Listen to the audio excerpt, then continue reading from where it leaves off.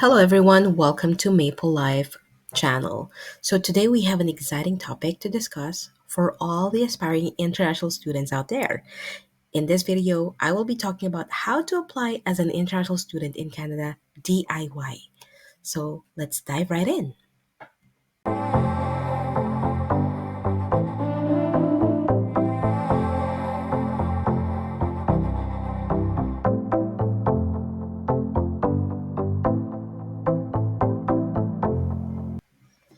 So the very first step in your journey to study in Canada is to choose the right educational institution and program that aligns with your interests and career goals.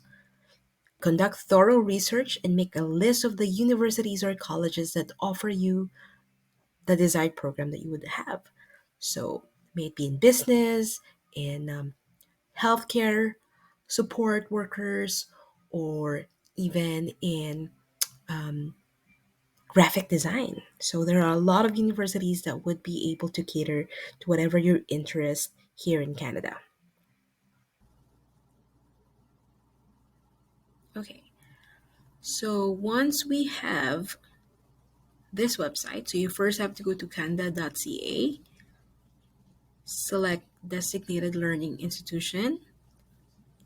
Okay, so DLIs are schools that can enroll international students. So you go here, search a list. Okay,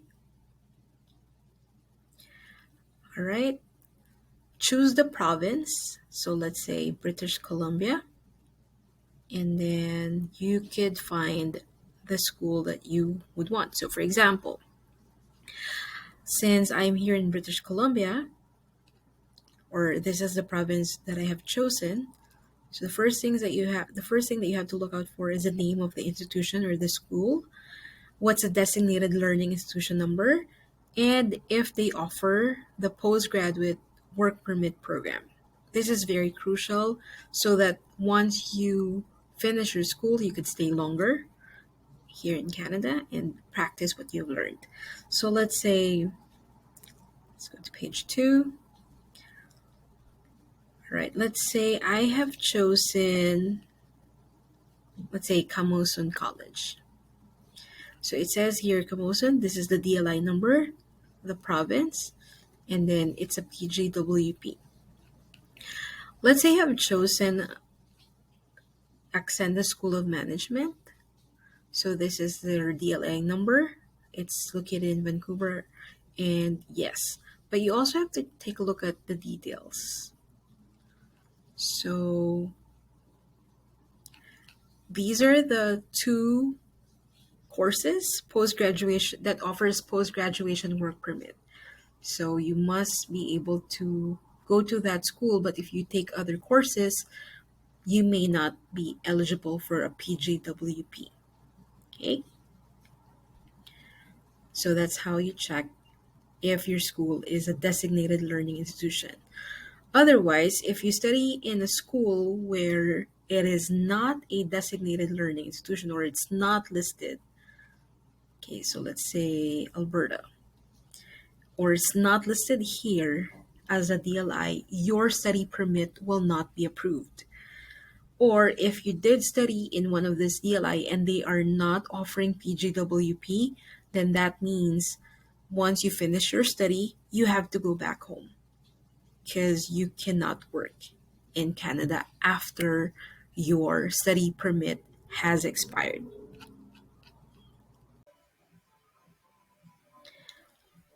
Now that you have identified or narrowed down the choices for your school, and it's time to check the admission requirements for each institution or the basic documents that you have to prepare.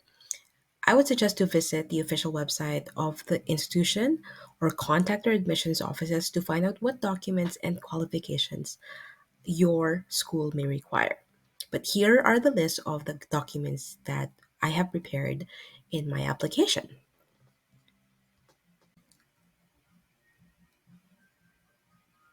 Once you have completed gathering your documents, here are the common documents that you need to provide upon lodging your application, and this is all online through the IRCC website.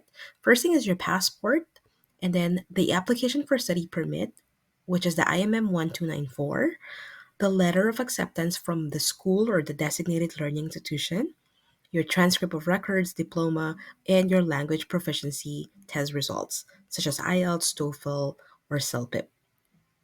Your proof of funds, such as your bank statement, if you have stocks, business permits, and if someone will be sponsoring you in your city, then notarized sponsor letter. You also need to provide a digital photo of your passport, um, specific family information, which you will need to put in your IMM 5645, the marriage license if you're married, or the certificate, or common law partner documents, proof of upfront medical exam, and the additional documents, such as letter of intent, the NBI clearance, certificate of employment, and some documents that you think would be valuable. For the medical exam, this could be depending on where you are from. Some countries do not require upfront medical exam upon application, but for Philippines or for Southeast Asia, they are requiring this document. First thing is your passport. For passport, make sure that your passport is valid for the duration of your stay in Canada. Right now, a good thing with Philippine passport, we have 10-year validity. So you may want to do that. Don't wait until you're here and you will be renewing your passport, because it would be very pricey. And depending on where you are, it could be very far from you for the Filipino uh, consul.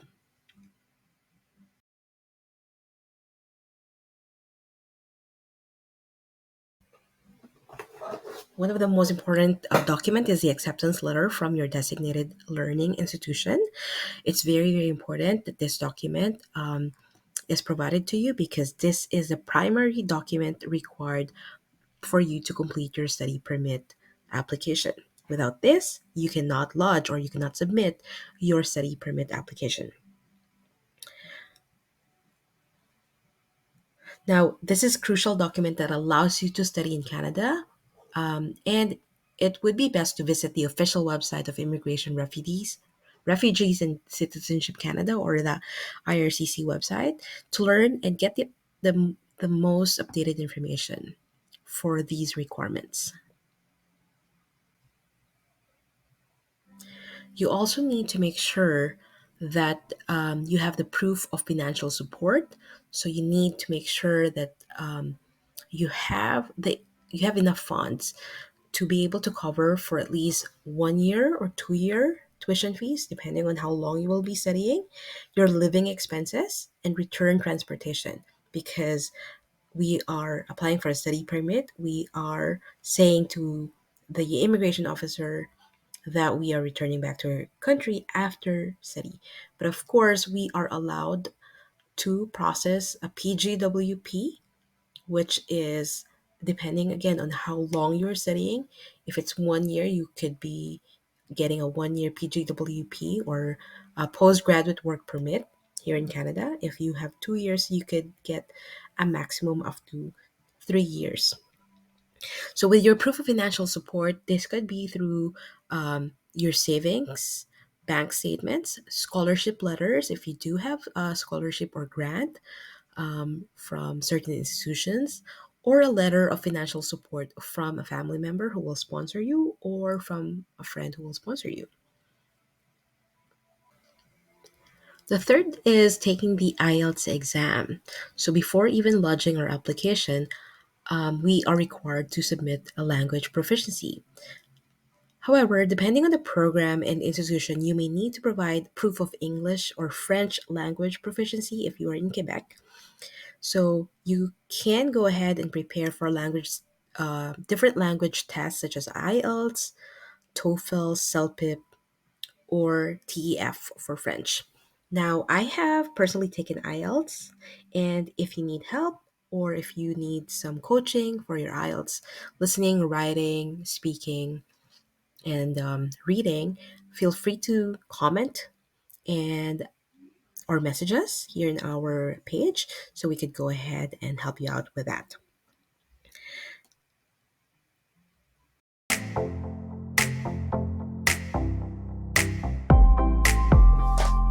For most institutions or school, English proficiency is required, and they are requiring a band 6 or above. Um, for some universities, they're requiring band 7 or 7 on all levels in your writing, listening, reading, and even speaking. Not just the overall score is 6, it should be all levels. In some schools that may not require English proficiency exam, they could add like another English course in your program, which means additional cost for you. So it would be best if you already have something um, or proof from school that you have been using English as a medium of instruction. That could also um, somehow help you to not have IELTS anymore or not have language proficiency exams anymore. If you could get that document from your school that you have been using English as a medium of instruction in your university or in your college. So once you've gathered the required documents, it's time for you to apply for your study permit by opening up a GCK account in the IRCC website. So fill out the application form provided by the IRCC, pay the application fee, as I have mentioned earlier, $150 for the application and $170 for the biometrics, and then submit your application online or through the designated process. I have personally submitted it online because it's faster and it could just take up to 6 weeks for the result of your application. In my case, it just took a month or around 4 weeks.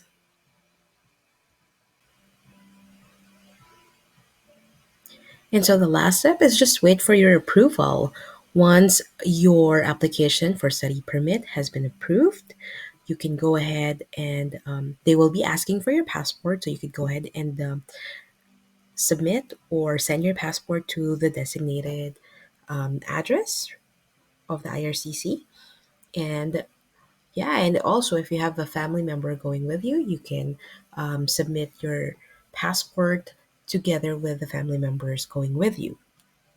Like if you have an open work permit, spouse, or children coming with you in Canada. So it's just a waiting game, and it usually, again, will just take approximately 6 weeks for the processing time. So, but it does not include the need to give your biometrics. So just take that into account.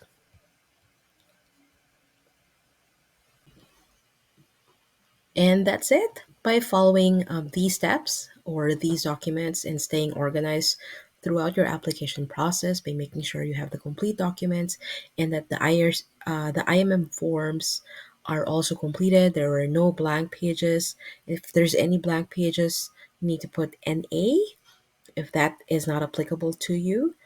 So yeah, if you're all good with your documents, you'll be one step closer to studying in Canada.